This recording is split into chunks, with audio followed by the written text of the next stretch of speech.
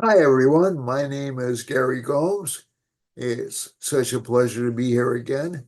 I'll be talking with you about astrology, especially Vedic astrology, and how it's reflected in the world around us and what we can expect for the coming week, especially this next week as we have an eclipse on October 2nd, right in the middle of the week. So this should be an interesting week.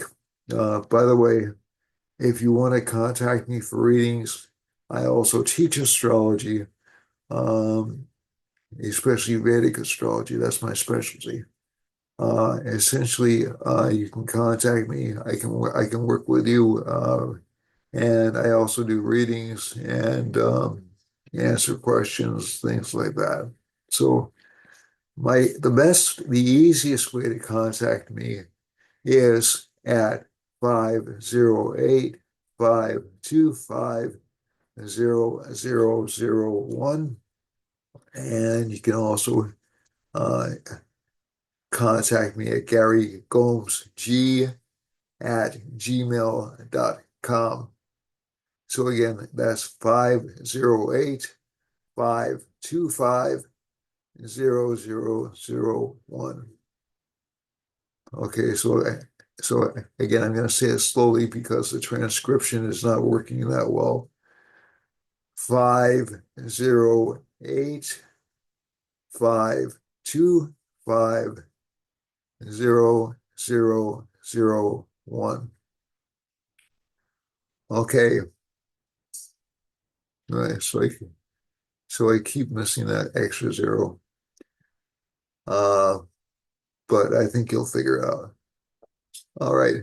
So I did receive a couple of questions last week about Hebrew astrology and whether or not there was a Hebrew form of astrology, and the short answer is yes. Um, Most of the Hebrew systems I've seen have, or the ones I've managed to research since that time. I knew more about it I would say about 10 years ago, and I haven't really incorporated it or used it all that much. So so it's something I'm rusty on, and I'll give you more information next week. But the chart is called Mazzaroth, Mazzarrath, and there are 12 astrological signs, which correspond roughly to the 12 signs used in Western and Eastern astrology. Uh, Apparently, there's no correction, at least not that I'm aware of, for a sidereal or a star-based zodiac. And there is a strong connection, as one of my friends pointed out, uh, between Kabbalistic growth and the tree of life and Hebrew astrology. So it's viewed as being a sacred science. It is mentioned, I believe, in Kings, um, in the Bible. I'm not sure about that. And it's used for most things that Western astrology would be used for, or Eastern astrology would be used for. That is forecasting events, um, and also analyzing behavior, analyzing how close to God the person is, all those kinds of things. So it has a similar form and function, but excuse my language on that. Um, the the details are somewhat different, and I hope to fill you in on some of the details in a while. It uses in most forms that I'm familiar with, like Jyotish, it relies on the seven classical planets. So Vedic astrology or Jyotish adds two additional planets, the north and south lunar node, um, and Hebrew astrology maintains the seven classical planets. Now, I have seen some forms, especially in later adaptations of Hebrew texts. So let's say if we talk about the Golden Dawn school of magic or something like that, those are actually adaptations of Solomonic texts and Kabbalistic writings. You will see some mention of the outer planets, but that's not, that's essentially a modification that was made in the 20th century, I believe. So essentially you would only use the seven primary planets if you were practicing traditional Hebrew astrology. If you were practicing traditional Vedic astrology, you would only use nine grahas, or that's their name for planets, or Caesars, Seizers. So essentially, in Vedic astrology, the planets are used as grabbers. Okay, they grab the karma. They essentially direct you into certain directions by attracting your attention. That's maybe the way I can put it. And so they just sort of like push you into a certain direction, and this is the karma that you're playing out. The Hebrew planets act analogously, but the rules are somewhat different. Um, the other thing is so more on this later. Okay, so this is just like the bare bones.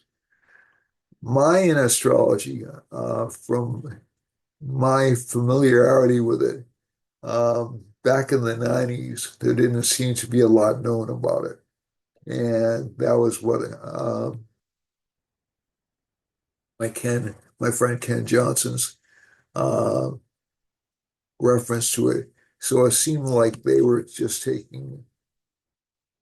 modifying Western signs and overlaying Mayan imagery on them.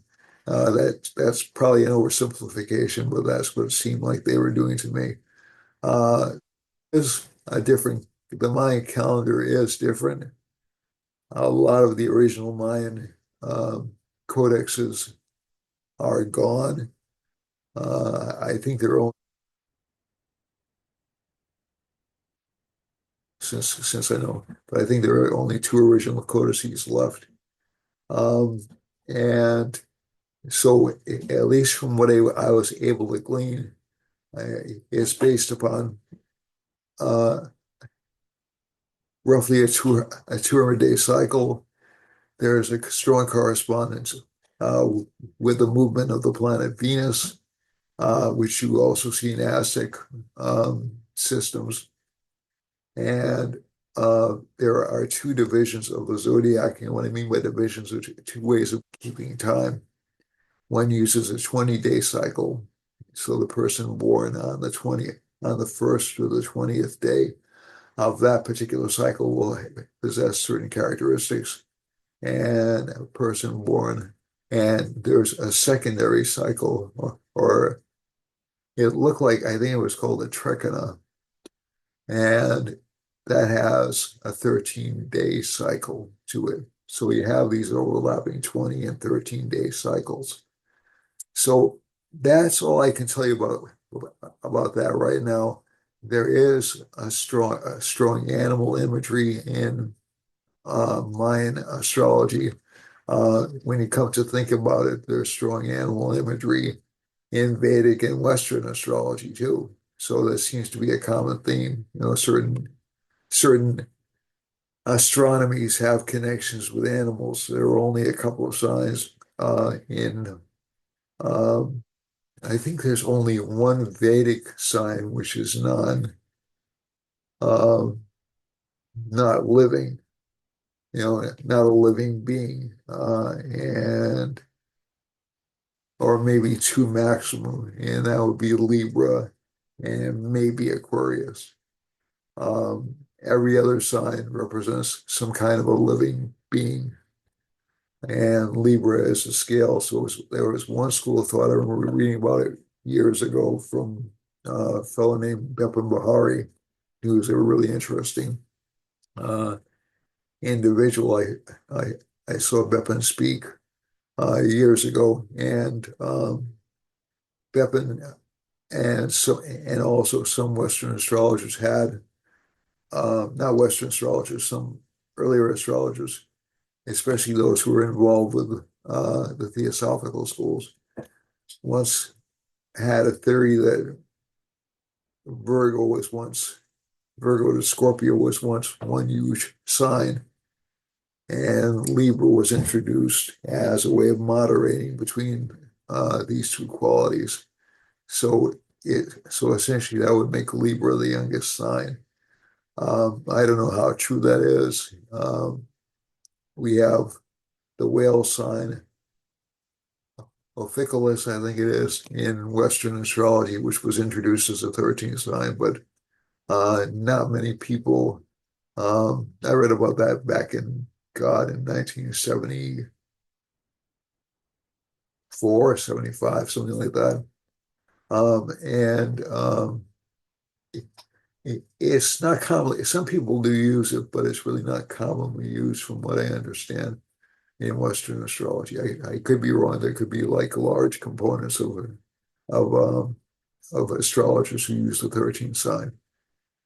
But so I did want to cover that just a little bit, just to know I do pay attention to your questions. And but let's get back to the main presentation right now because I do want to get into both the coming week, the elections, again, that'll be a topic, and also the eclipse. Okay, so let's start with the coming week and go on to that.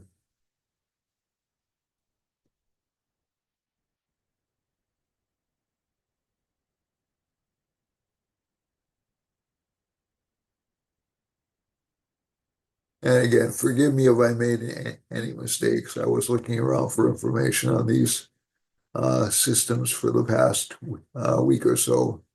Um, and I haven't had time to really do a deep dive into either the Hebrew or the Mayan system.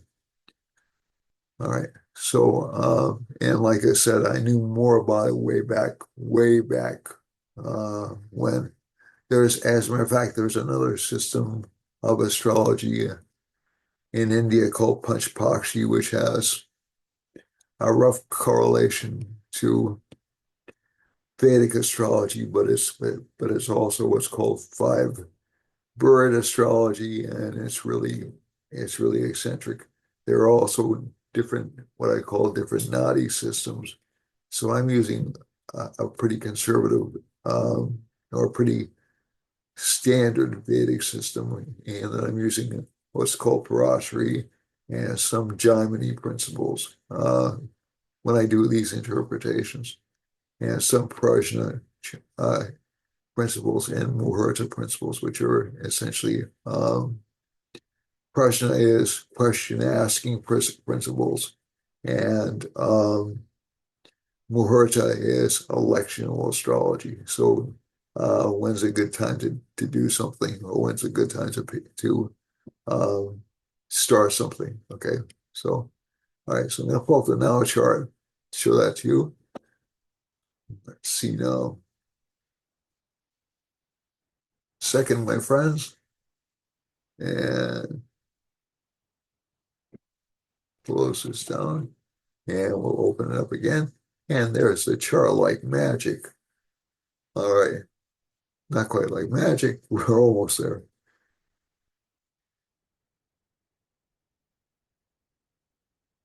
All right, so as we speak, Saturn is in the first house. So, so this indicates, at least from this perspective, we're doing this broadcast on a Saturday. Um, and so we're going to be talking about obstructions, about revisiting past details, about things that should have been cleaned up, which weren't cleaned up. Okay, so a lot of that personally I'm going through right now. So I'm essentially trying to Just personally, I can see this because basically I'm trying to recover a lot of stuff and just make sure a lot of stuff happens that I've put off for a long time. But that Saturn in the first house is also gives very strong potential for censorship, for what I would call almost deliberate manipulation. And you see, I have the planet moved away from Saturn and over to the K2 sun. Now, if you look carefully, this is how you can know an eclipse is coming. K2 and sun are almost right on top of each other, right? So within about a couple of days, they will be right on top of each other. That'll give the eclipse.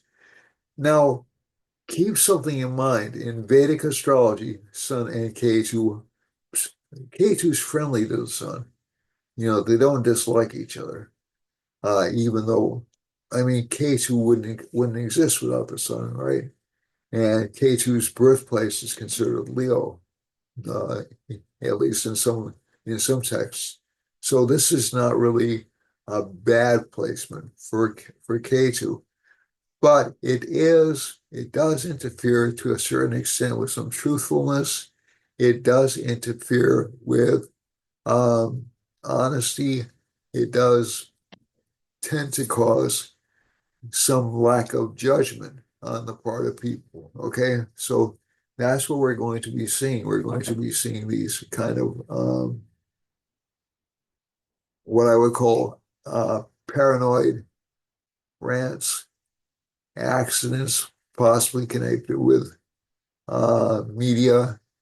Mars is aspecting the Mercury K2 conjunction, which is not favorable. So the Mars-Mercury aspect, as I have said many times before, indicates a person who's a liar or a politician or an actor. Okay, so essentially, as I think I've said this several times before, actors lie for a living. You know, that's what they do. It doesn't mean they lie in their public life, but they lie to make their living. Okay, so so by definition, an actor pretends to be somebody else. So this is very useful in the charts of politicians, lawyers, and actors. Uh, but it's not so good for public discourse, and it's not so good for the media. So you will see certain secrets or certain concepts about the media coming out over the next few weeks, which will be surprising. Um, there's always the promise of an October surprise in an election year. And I think you'll see that within the next week, maybe the next 2 weeks. Okay. But basically, it looks like something connected with, so there are no, so Jupiter's over here, one, two, three, four, and Venus is over here. So there'll be some surprises connected with the justice system. We saw Eric Adams, the mayor of New York, got uh, was indicted for allegedly taking bribes or favors from the from Turkey, and Jupiter's also aspecting this particular sign over here. So I'm not saying that Eric Adams did this. I have no idea. And one, two, three, four, five. So Jupiter's aspecting, but there does seem to be a rush. And I will say this with all sincerity. Um, the call for Eric Adams to resign um, seems to come awfully quickly.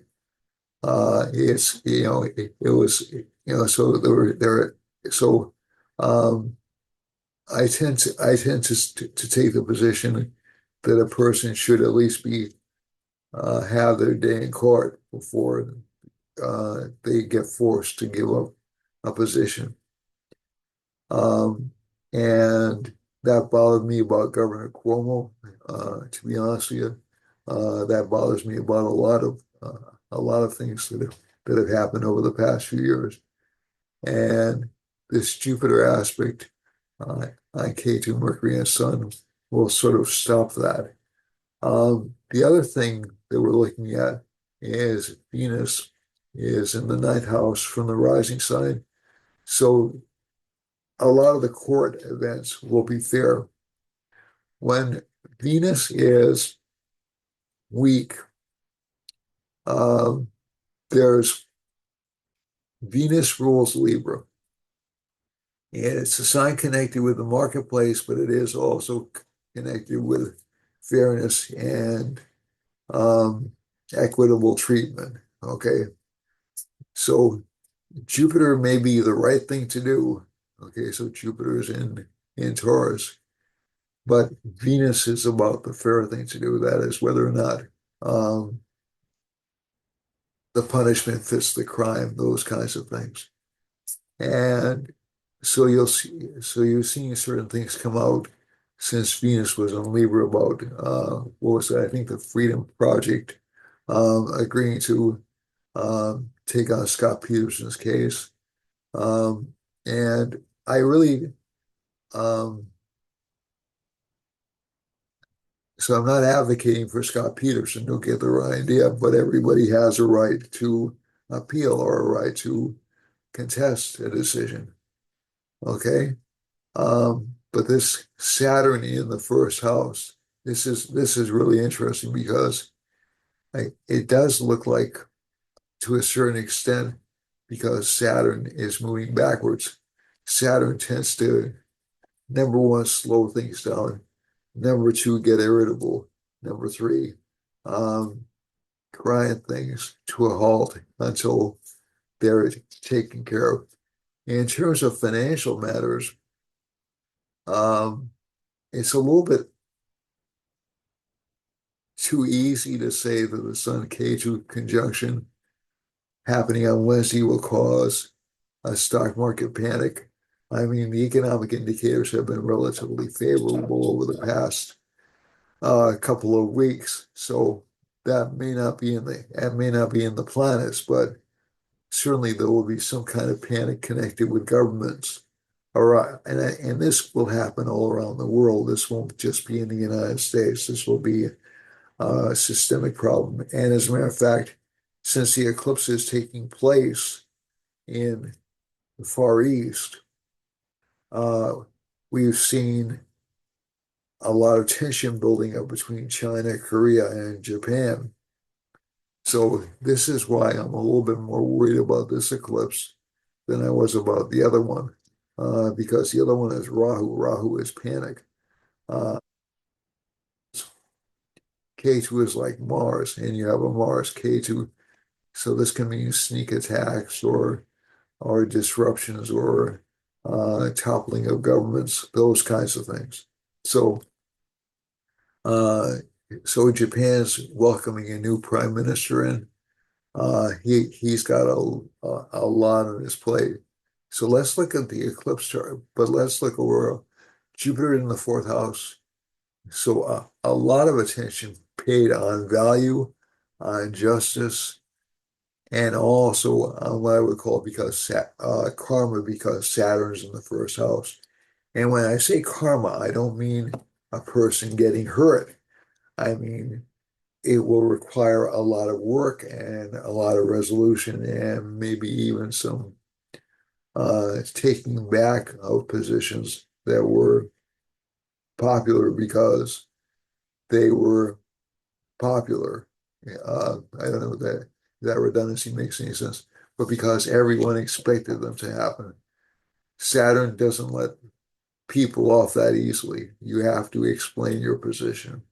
You have to work for it if Saturn's in this particular sign. Okay. So it could be interesting for the presidential candidates. Uh, and so essentially K2 is in Trump's second house. This has led to, so he is experiencing some court action in which he's trying to get, and I think he's successfully gotten one of his convictions overturned. And this was in one of the civil cases. and he's also in the process of trying to get the fraud case adjusted or appealed, and so this is now this doesn't guarantee he'll be successful, but it does give him a good chance because Kate will essentially um,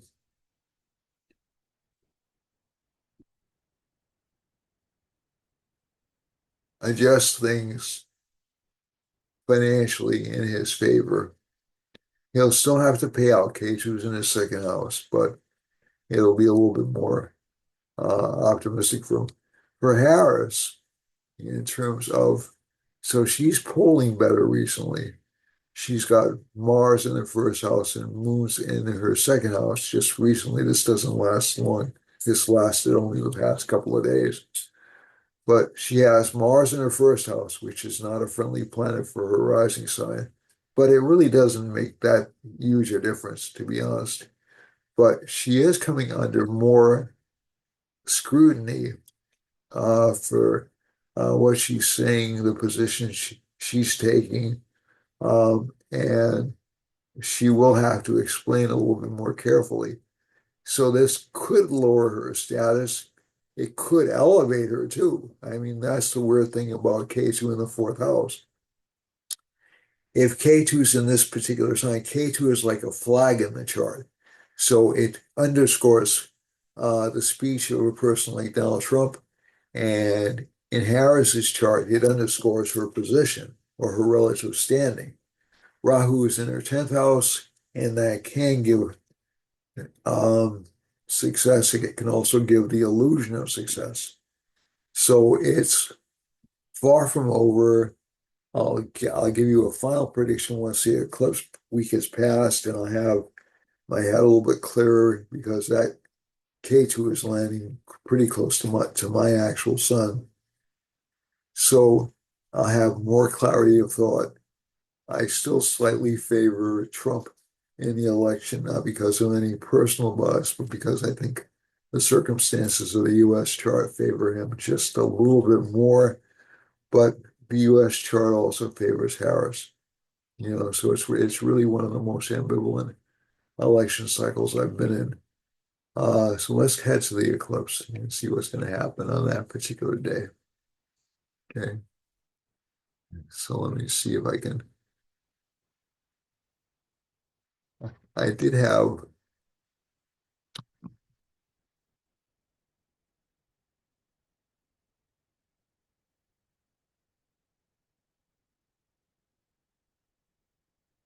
Uh, how about that? Okay. So I said it in Washington, D.C. This is the time it's going to happen. But let me do something. And let me show you. Let's set it for, so that would be the time we start in Washington, D.C. We can look at the analysis 1, 2, 3, 4, 5, 6, 7, 8, 9, 10, 11. All right. So Jupiter's in the first house as the eclipse starts. Mars is in the second house. And we're going to look at the map of the world, not from right now, but from the eclipse when we get to that. And the eclipse chart isn't radically different from this chart. It's just that the moon will be changing signs in order to accomplish the eclipse. So I'm gonna go to that particular sign. Um, and and essentially I'm going to go to that particular chart because it's stronger than the beginning of the week chart. And so let me gather my thoughts up again. And so Jupiter's in the first house. So this is about justice, equanimity. Jupiter's aspecting the eclipse point, and Mars is aspecting the eclipse point. Um, Jupiter's in a nakshatra called Mrigashira, which is ruled by Mars. So it's going to have very Mars-like tendencies. Mars is in a nakshatra called Punarvasu, so there's an exchange of the eclipse of the lords of the nakshatras. Now, some astrologers from India that I know don't like this technique because it only applies to this particular Mahadasha system over here. But I find it very useful for analyzing deeper levels of the chart. Moon is in Hasta Nakshatra, which is ruled by the moon. Mercury's in uh, Hasta Nakshatra. Ketu is in Hasta Nakshatra. Sun is in Hasta Nakshatra. So all these planets are in Hasta Nakshatra. So they're really about setting the path. Is essentially the sign connected with palmistry and to a large extent with astrology in Vedic astrology. Also, it's one of the pickiest points in Vedic astrology. So you'll see people microanalyzing every word, every utterance that comes out of people's mouths. And it will be very easy for people to take offense with Mars and Jupiter, essentially aspecting this particular eclipse point. So this is one of those things where I'm actually grateful the eclipse is occurring in Hasta, but I'm not grateful the eclipse has a strongly Mars influenced Jupiter and a strongly Jupiter influenced Mars, because both Jupiter and Mars have diplomatic and warlike overtones to them in a Vedic chart. Venus is in the sixth house. It's in Swati, which is a Rahu-based nakshatra, and Saturn is also in Purva Bhadrapada, which is Jupiter-ruled nakshatra. So this chart, and let's look at Rahu. Rahu is in Uttara Bhadra, which is a Saturn nakshatra. So if we were to look back at virtually every single planet in this chart, the two dominant planets are Moon and Jupiter. Okay, so Jupiter is essentially what they would call the final dispositor in the chart, or the final nakshatra dispositor.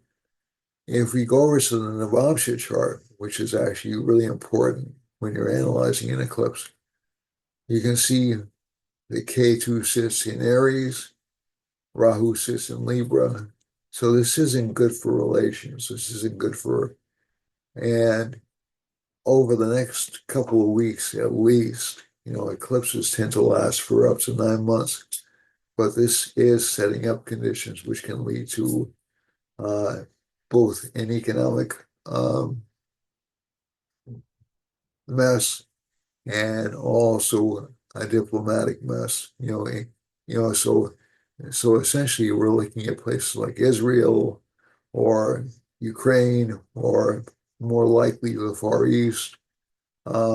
We have some lack of balance in the chart. We have um, people willing to act without thinking. Okay, so that's one of the problems. The nice thing about Moon and Hasta is it's going to think about the consequences. The problem is K2 is really close to it. Okay, so that's not a good thing. Okay, so and Mars is aspecting that entire cluster of planets. So Mars is really a strongly influencing planet in this chart.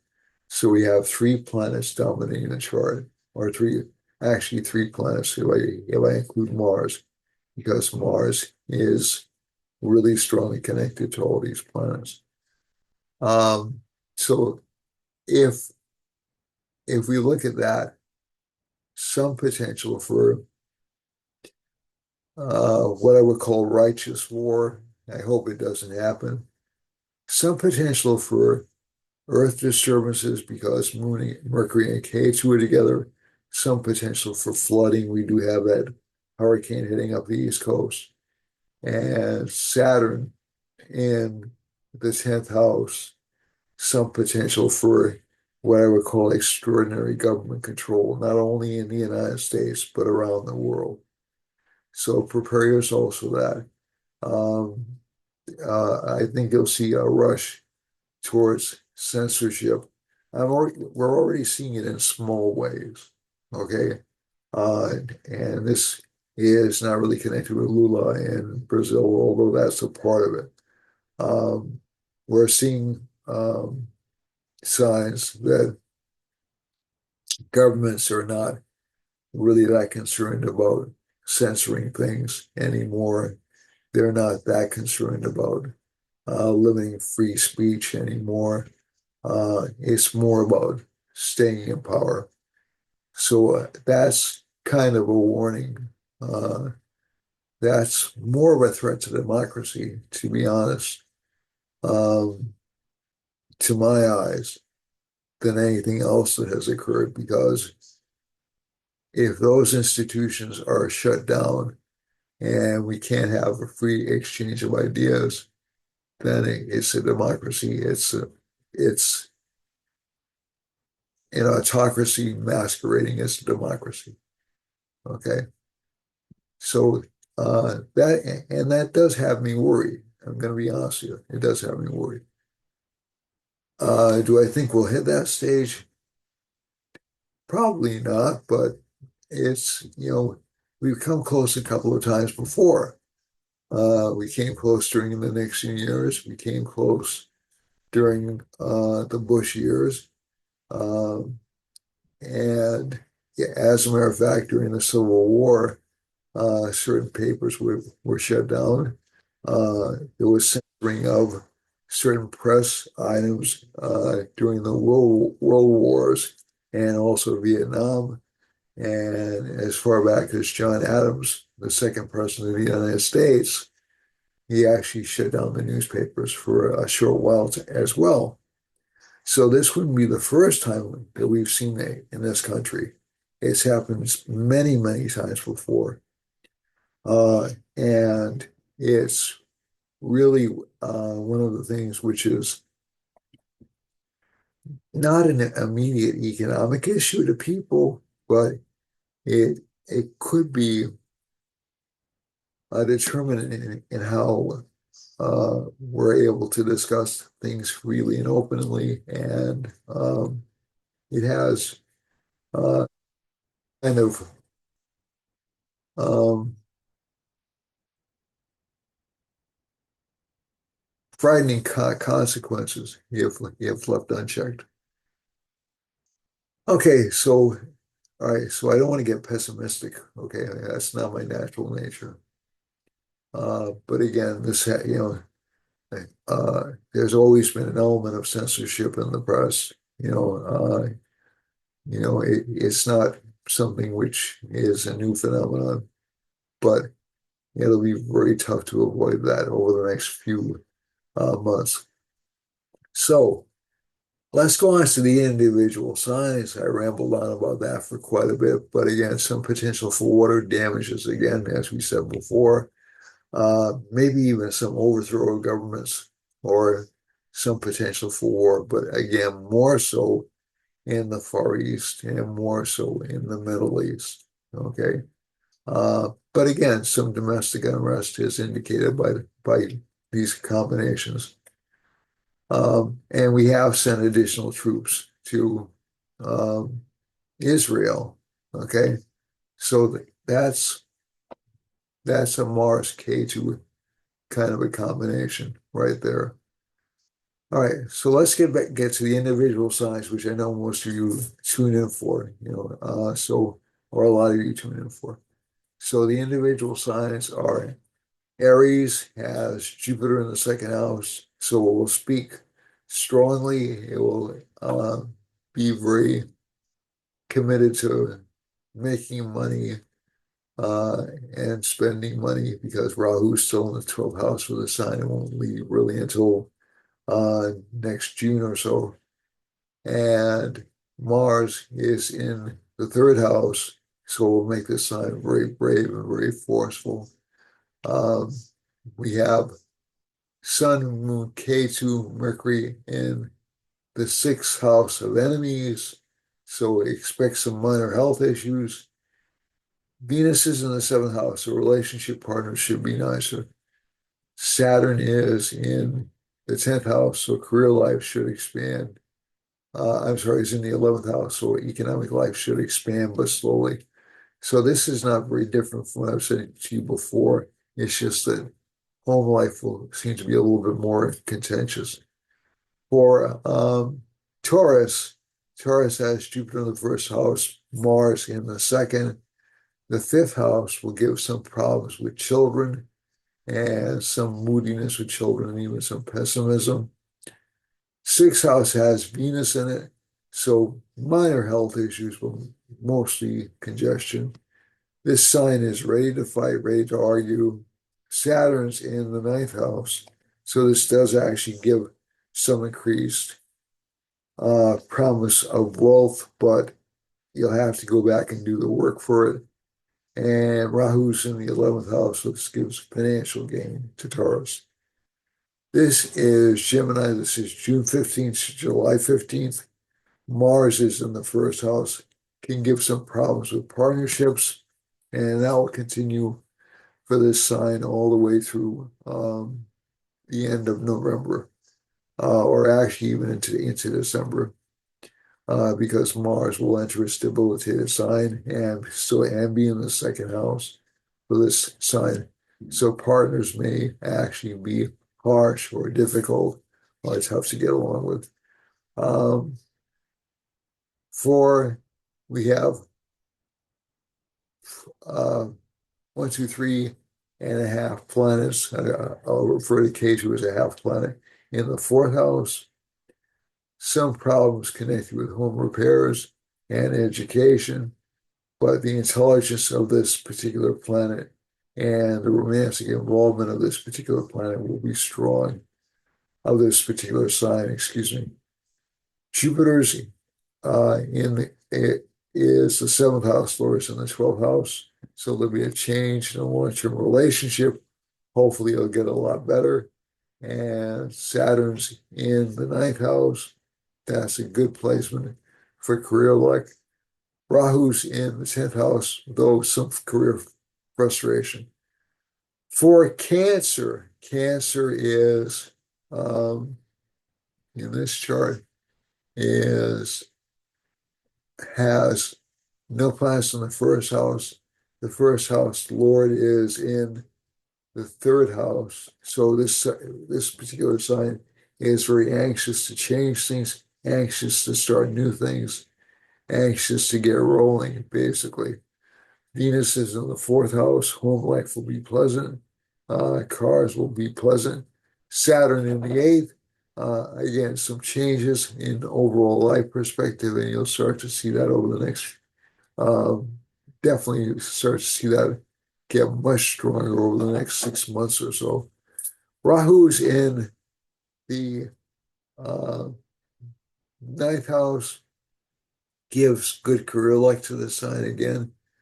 Jupiter's in the 11th, good financial gains.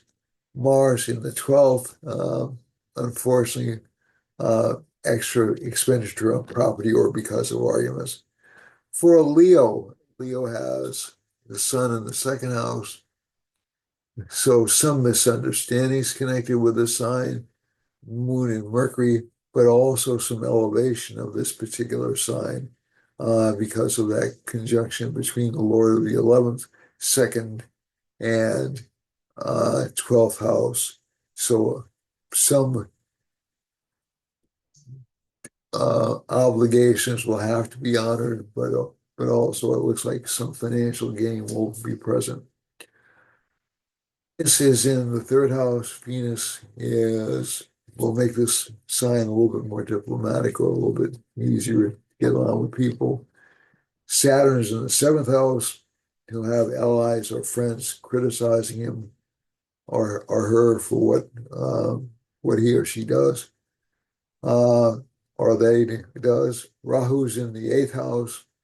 Again, some people are conspiring behind the scenes against this sign.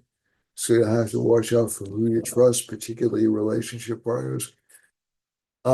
Jupiter's in the 10th house. That's very good for advancement in career. Mars is in the 11th, very good for financial advancement.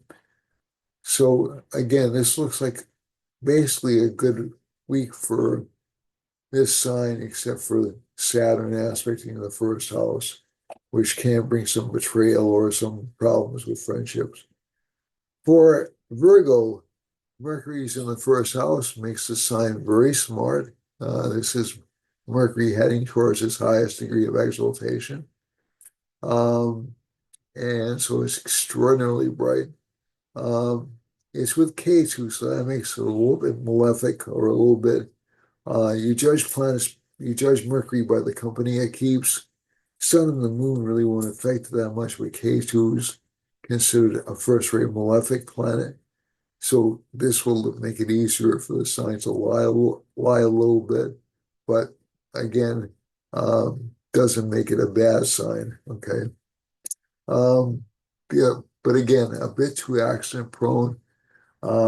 And I think, but financially not bad because Venus and is in a house of money. Jupiter's in a house connected with luck.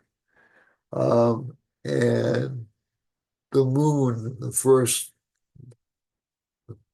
house lord is conjunct the 11th house lord, so that should give some financial gains. But again, some expenses connected with the government because of that sun ruling the 12th house.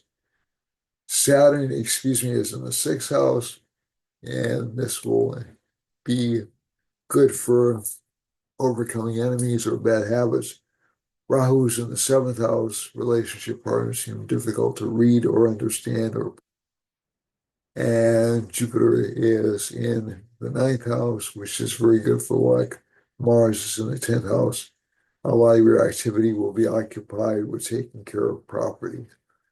For Libra, Libra has Venus in the first house. That's normally a good placement for it.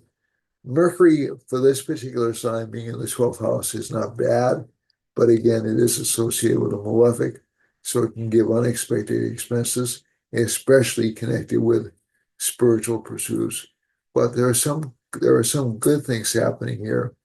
Mars is aspecting Mercury, so that's a wealth producing planet and a partnership producing planet for Libra. And Saturn is in the 5th. That's the best possible planet for Libra rising. So it'll make this particular sign work very hard. And Jupiter's in the 8th house. It can give sudden windfalls or unexpected boons in terms of income. For Scorpio, Scorpio has Jupiter in the 7th house, so relationship partners will seem to be nice or seem to be balanced. Mars is in the 8th house. That's a condition called Mars affliction, so relationship partners will not have an easy time of it over the next few months. Uh, Venus is in the 12th house, so it's good for saving money. That's one thing it's good for. Saturn's in the 4th house, good for acquiring high position. And Rahu is in the 5th house. That's good for luck for children, but children will be easily dissatisfied. So this is overall not a bad chart for Scorpio, although this sign might be a little bit um, under pressure from spouse at this particular time. Sagittarius has Jupiter in the 6th house. That's going to be that situation until next June. Nothing's going to change that, but it'll make this sign a little bit more warlike than normal. That's one of the reasons I'm worried because this is, at least as far as I can tell, the United States rising sign. Saturn is in the 3rd house. So this sign may be willing to fight instead of negotiate. So let's put it that way. Saturn is in the 3rd house, gives this sign a good deal of courage. Rahu is in the fourth. Um, Unrest on the home front. And finally, with that, um, Mars in the seventh house. Again, there is Mars affliction, and we're in the sixth house. Some confidence problems for this particular, oh, yeah, particular sign. Um, you have Moon, Sun, Moon, Mercury, K2, which can give an unexpected boost in career life. So that's interesting. The K2 can do that too. Capricorn has Saturn in the second house, Rahu in the third, Jupiter in the fifth. So again, a relatively lucky month for this sign, financially and family-wise, especially children. Mars is not debilitated. It's heading towards its debilitation in Cancer. It rules the fourth house of home life and also the 11th house of gains. So there may be some concerns over financial gains for this sign. Rahu is in the third, very courageous placement. Um, Venus and Saturn in the second does give slow growth in income. But I'm thinking, at least for this chart, Sag individually should do okay because you have the 10th house occupied by a malefic combination, but there are signs that it won't last too long. And excuse me, and Venus is in the 10th house, which is good for career, good for trading of any kind, and good for financial growth. For Aquarius, we have Rahu in the second house, so there's a certain amount of greed or ambition for money there that hadn't existed before. Jupiter's in the fourth house, basically good for financial growth. Um, Mars is in the fifth house. This financial growth may come through property. And we have no planets in the sixth, in the seventh house. But we do have Sun, Moon, Mercury, K2 in the eighth house. So this particular pattern indicates um, the, the person will be somewhat subdued or not putting their best foot forward all the time. For the last sign, Pisces, we have Rahu in the first house, which is actually pretty good because it complements Virgo um, September 21st.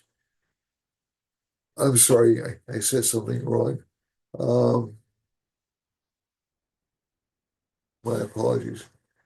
Pisces has Rahu in the first house, Jupiter's in the third house. That's good for gaining what you want through persuasion. Mars is in the fourth house. Um, Again, you have to watch out for collaboration with any partners. And in particular, you have to convince your relationship partner not to lie to you because they'll almost be compulsive about it. Venus is in the eighth house, good for earnings, good for savings. And finally, for Saturn in the 12th, again, large expenses show up. One thing I don't think I mentioned for Aquarius is that Venus is in the ninth house so that's very good for this particular planets, this particular science look. All right, so let's go on to the time and space chart. Like I said, I'm going to be doing it for the eclipse, not necessarily for today. All right, so the eclipse will hit pretty strongly. It'll hit the West Coast. And I know that they've been having problems with earthquakes and other weather-related problems. Finally, Hawaii's looks like it's out of danger, although that could be an illusion. But basically, we have a Saturn and Jupiter line intersecting over here. That's relatively favorable, but the unfavorable lines are the Sun, Moon, Mercury, and Rahu passing through this strip of Canada and this strip of space. For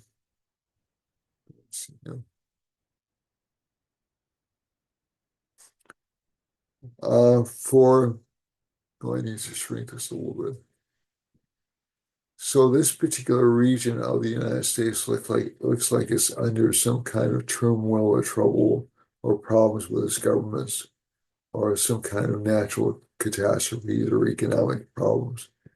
For Mercury, the Mercury line runs through here. This indicates lying on a grand scale in government, and it goes through Mexico. We have a Venus line running through here. Um, this normally indicates to me that people will be victorious in war or litigation. So people involved in that particular crises, in any particular crises in Argentina, will come out victorious within a matter of a couple of weeks.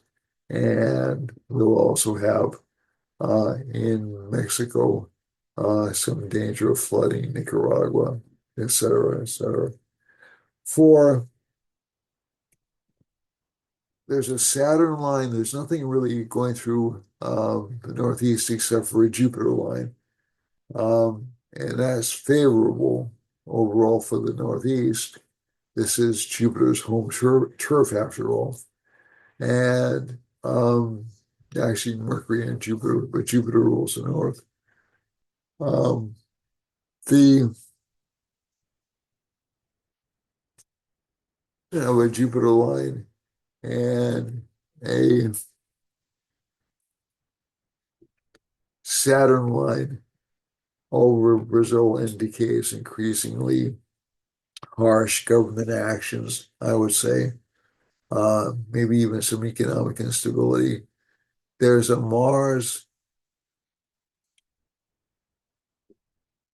Sun, Moon, Mercury, sort of an eclipse line over the Azores.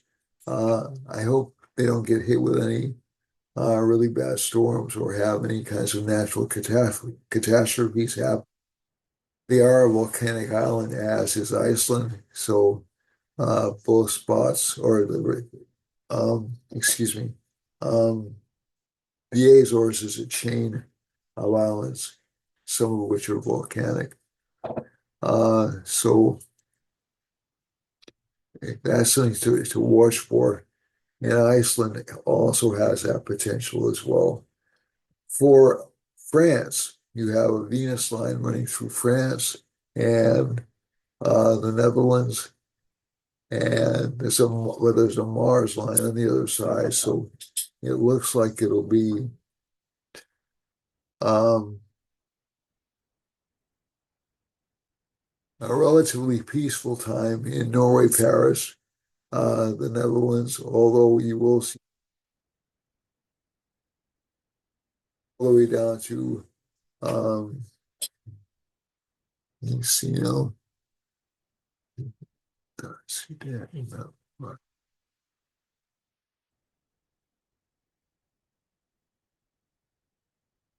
down through Algeria, down through Libya, excuse me, and all the way down to tiny. So that should indicate some kind of settling in or some kind of normalcy occurring there. There's a Saturn line running through um, Finland, northwestern Europe, and also running through um, Saudi Arabia, and was touching on um, the possessions the Dutch and the Portuguese had left behind in East and Western Africa.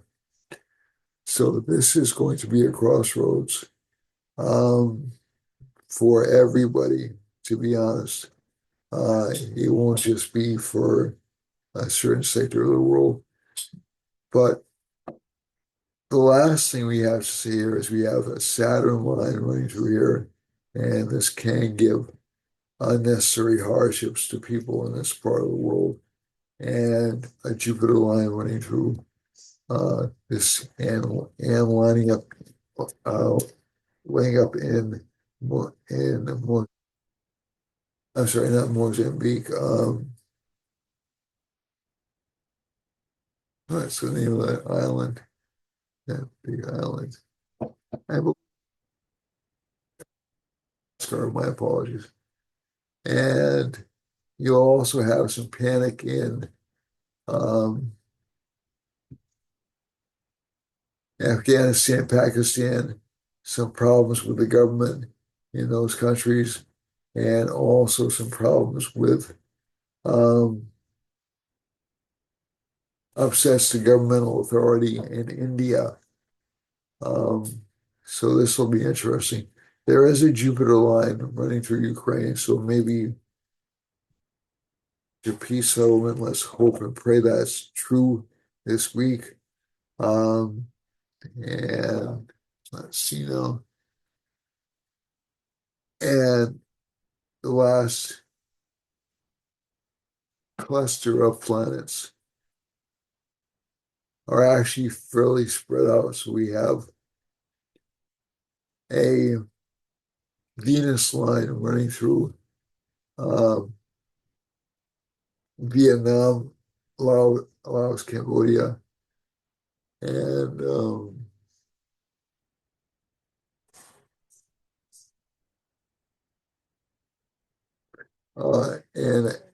and I lost my train of thought there for a second. I was thinking about something else, and I think that this particular Venus line will bring heavy rains to the region, all the way up through Western Russia. And there is a Saturn line right on Japan, right next to North and South Korea. And this should give some economic problems at the very least between those two countries, between or those Korea, China, and Japan. Um, there's nothing really intercepting Borneo at this particular point in time. And